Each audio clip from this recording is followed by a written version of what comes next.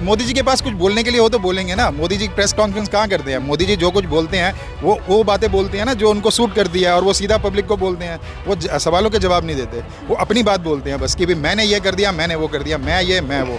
और ऐसा कुछ नहीं है कि पब्लिक पूछे कि आप क्या है। पढ़ने लिखने वाला बच्चा है, वो पढ़ता जा रहा है, उसकी आंखें खराब होती जा रही हैं, लेकिन उसका सिलेक्शन नहीं हो रहा। तो वो जेल में जा रहा है। कहने का मतलब है कि जो डेमोक्रेसी की हत्या हो रही है इसके नाम पर, भ्रष्टाचार निरोध के नाम पर, भ्रष्टाचार को मिटाने के नाम पर जो है डेमोक्रेसी की हत्या की जा रही है। नमस्कार, आप देख रहे हैं 4 PM में आपके साथ नफीसा खान। यशवंत सिन्हा बीजेपी के पूर्व नेता, पूर्व केंद्रीय मंत्री रह चुके हैं। उन्होंने कई बड़े खुलासे किए, या ये कह लीजिए कि भारतीय जनता पार्टी पर बड़े हमले करते हुए कहा है कि उन्हें पुराना भारत चाहिए। बीजेपी का नए भारत से वो कहीं ना कहीं नाखुश है। वो सीधा हमला कर रहे हैं आतंकी हमले को लेकर। वो ये कह रहे हैं कि चाहे पुलवामा टू पहलगाम आतंकी हमला जो भी हुआ, वो केवल और केवल राजनीतिक रोटियां सेकने के लिए बीजेपी करती है।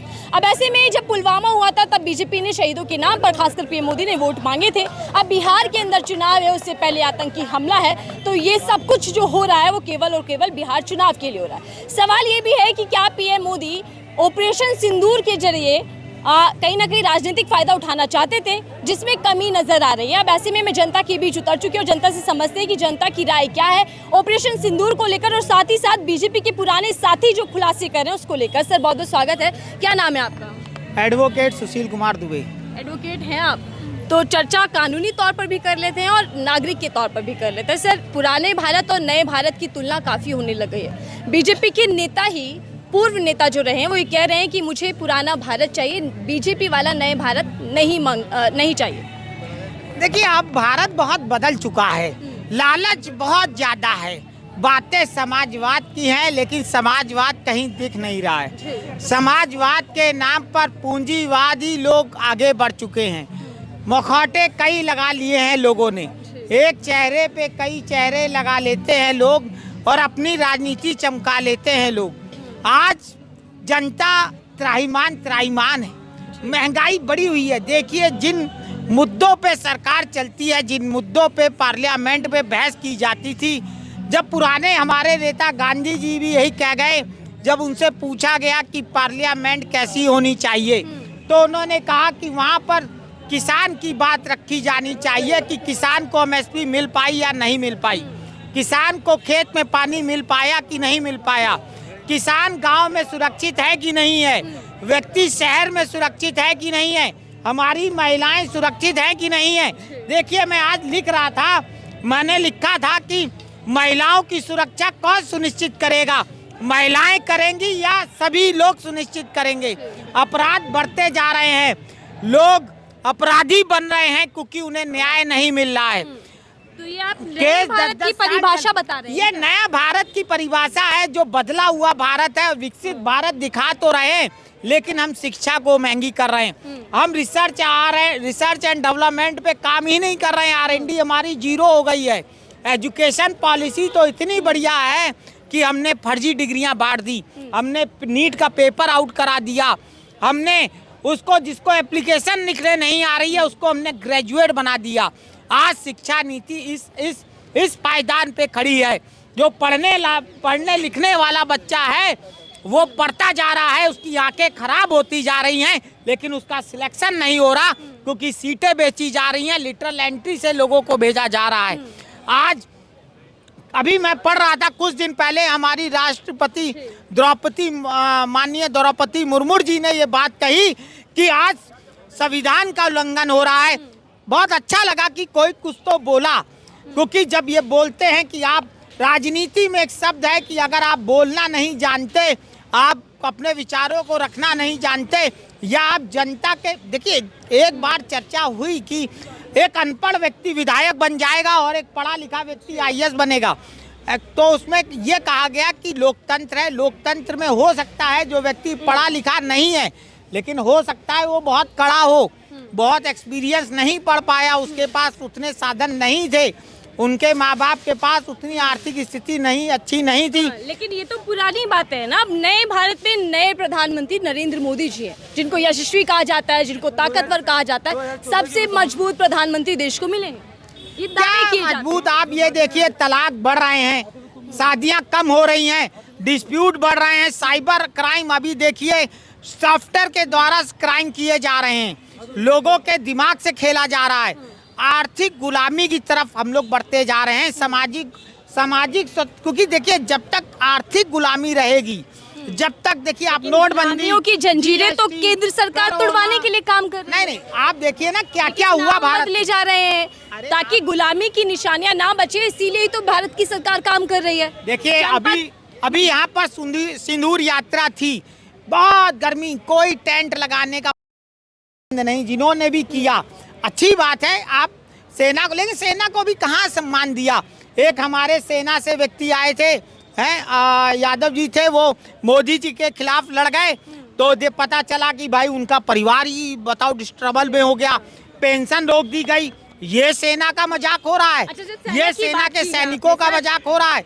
सैनिकों को सिन्हा जो जी, बेचारे सर, शहीद हुए सर, उनको 1 करोड़ रुपए नहीं दिया गया, उनके घर सिन्हा जी कई सवाल पूछ रहे हैं। सर सुनिएगा, इस तरह का हमारा सैनिक हो गया है, सैनिक के साथ राजनीति की जा रही है। जाते तो है मनोबल बढ़ाने। ये बड़ी बड़ी फोटो, बगल में फोटो खिंचा लेना और बाद में बेचारा सैनिक 2.5 किलो की राइफल लेके बॉर्डर पे खड़ा है। तो मोदी जी से फोटो खिंचवाते हैं। अरे आप एसी में बैठे हैं भाई, आप देखिए ना क्या फैसिलिटी मिल रही है उनको। अब मैं तो एक दिन चला गया, एक ऑफिसर थे, वो एयरपोर्ट से थे हमारे मिलने वाले, मैं कैंटीन गया उनके साथ, मैंने देखा पानी जैसी दाल पिला रहे हो आप, मैंने कहा ये खाना है आपका। ठीक है, मुद्दे पर आ जाते हैं। सर यशवंत सिन्हा जी जो बयान दे रहे हैं, वो जो कह रहे हैं कि नए भारत में पुराना वाला भारत चाहिए क्योंकि नए भारत के हालात बिगड़ते गए हैं। मैं आपसे समझना चाह रही हूँ, जो आतंकी हमले पर उन्होंने सवाल उठाया, जो कहा कि सब कुछ जो हो रहा है वो चुनाव जीतने के लिए होता है, आपको भी लगता है कि बीजेपी सिर्फ और सिर्फ चुनावी पैतरा ही आजमाती है? देखिए ये सब राजनीति है, इनको सत्ता से प्यार है। बिहार का इलेक्शन खड़ा है, सिंदूर यात्रा निकाल दो, निकाला जाए, मैनेजमेंट कर दो, लोगों को साड़ी, औरतों को साड़ियां दे दो, औरतों को 2500 रुपए मत दो, रोटी मत दो, उन्हें कपड़े दे दो। आज जो महिलाएं आई, अब देखिए ये विचारधारा की लड़ाई हो गई है महिलाओं का। अभी आप देखिए दिल्ली में कई जगह झुग्गियां तोड़ दी गई, पहले झुग्गी बसाने का पैसा लो 20,000, फिर उन्हें भगा दो 4 महीने बाद, कह दो रात में वो सो रहे हैं, अचानक बिल्डोजर आ जा रहा है, बच्चे लेके औरतें भाग रही हैं, पानी लेके लोग भाग रहे हैं, है ना, उनके घर पे बिल्डोजर चला दिया जा रहा है, कहा जा रहा है तो आपको फ्लैट देंगे। अरे आप साफ क्यों नहीं बताते? आपने जमीनें बिल्डरों को बेच दी, आपने सरकारी पार्कों पे आपने मॉल बनवा दिए, आपने पूरा कमर्शलाइजेशन कर दिया। आप समाजवाद की करने बात आए थे, आपने पूंजीवादियों को आपने आगे कर दिया, जो समाजवाद की गांधी जी ने कल्पना की थी। आज हम देख रहे हैं बीजेपी के नए भारत को कैसे देखते हैं? पूरा एक लेख है मेरे पास, वो बीजेपी का नया भारत, जिसमें आज क्या कहते हैं सवाल पूछना राजद्रोह है, और जो तड़ी पार हैं वो हमारे आज गृह मंत्री हैं, और ऐसी बहुत सी बातें लिखी हुई हैं उसमें। मैं बिल्कुल वो उस तरीके से भारत को देखता हूँ। भाई आप अगर क्यों सवाल पूछना देशद्रोही क्यों? तुष्टिकरण कहते हैं, अगर आप में दया है, आप में किसी के प्रति संवेदना है, तो वो उसको तुष्टिकरण बोल देते हैं। तो नए भारत में तो ये बहुत कुछ हो रहा है जहाँ पे दया नाम की कोई चीज़ नहीं है। अभी शायद एक कोई न्यूज़ है जिसमें ये बोला गया कि 29 रोहिंग्या को यहाँ से दिल्ली से पकड़ के वहाँ भेजा गया था अंडमान की तरफ, तो उनका रास्ते से कुछ पता नहीं कहाँ है वो। तो आप उसके लेख देख लीजिए कि लोगों के ऐसे कमेंट्स हैं, तो जो संवेदनाएं हैं, जो दावा तो ये किया जा रहा है कि नया भारत है जहाँ पर अपराधी थर-थर कांपता है, माफियाओं को मिट्टी में मिला देते हैं, जीरो टॉलरेंस है, भ्रष्टाचारी को जेल के अंदर भेज रहे हैं मोदी जी, कई बड़े फैसले लिए जा रहे हैं। हाँ, अब वो हो गया ना कि अगर भ्रष्टाचारी विपक्ष में है या ऐसा है तो वो जेल में जा रहा है। कहने का मतलब है कि जो डेमोक्रेसी की हत्या हो रही है इसके नाम पर, भ्रष्टाचार निरोध के नाम पर, भ्रष्टाचार को मिटाने के नाम पर जो है डेमोक्रेसी की हत्या की जा रही है, कि वो जो विपक्ष में है, ऐसा अब हमारा जो सिस्टम है उसी को आप देख लीजिए ना कि भाई इसको चलाने के लिए कितना पैसा चाहिए, पूरे सिस्टम को चलाने के लिए, एक चुनाव लड़ने के लिए कितना पैसा चाहिए, और वो पैसा कहाँ से आता है।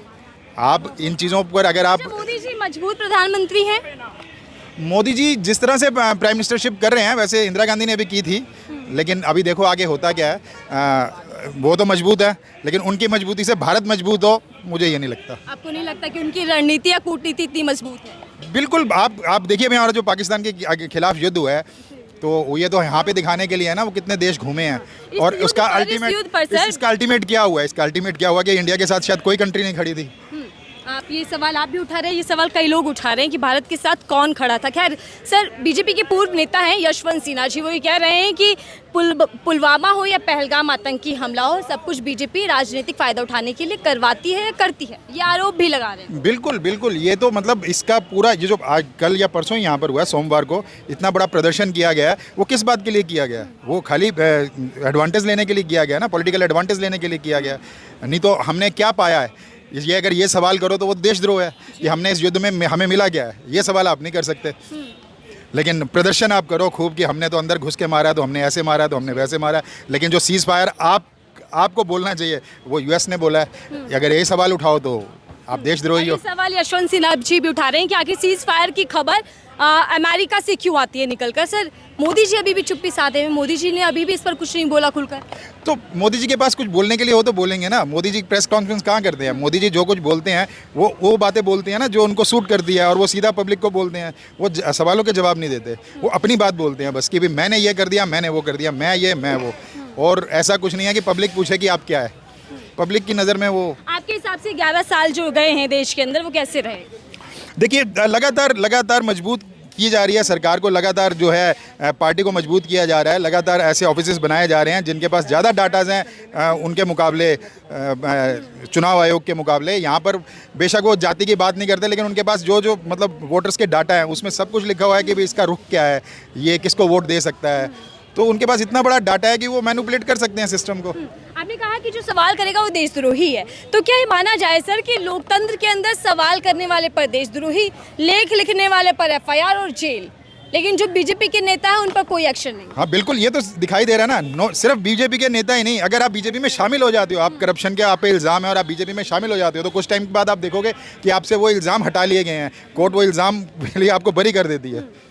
यहाँ तक भी देखा गया है जिसमें अजीत पवार है। तो दावे तो हम एज ए मतलब जर्नल को हमने देखना है ना। मोदी जी से सीधा तो सवाल नहीं करते। आप सीधे सवाल कीजिए कि मोदी जी आपने ये दावा किया है लेकिन इसका तो ये रिजल्ट निकल रहा है। वहाँ पे मोदी जी ने जवाब थोड़ी दिया है, उन्होंने तो ये जवाब दिया है कि इन पे इल्ज़ाम है। जब इल्ज़ाम हट जाता है तो किसने सवाल किया कि भाई आपने, जब इन पे इल्ज़ाम नहीं था, जब कोर्ट ने इल्ज़ाम हटा दिया तो आपने ये क्यों बोला?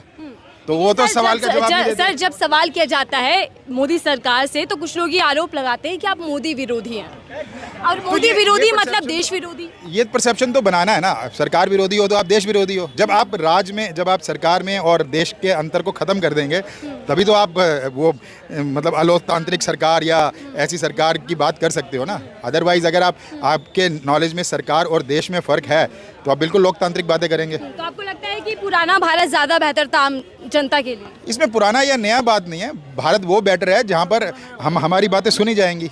अगर हमारी बातें नहीं सुनी जाएंगी, हमें नज़रअंदाज कर दिया जाएगा। अब आप तो एक छोटा सा इंटरव्यू लेके चले जाएंगे, वो आया गया हो गया।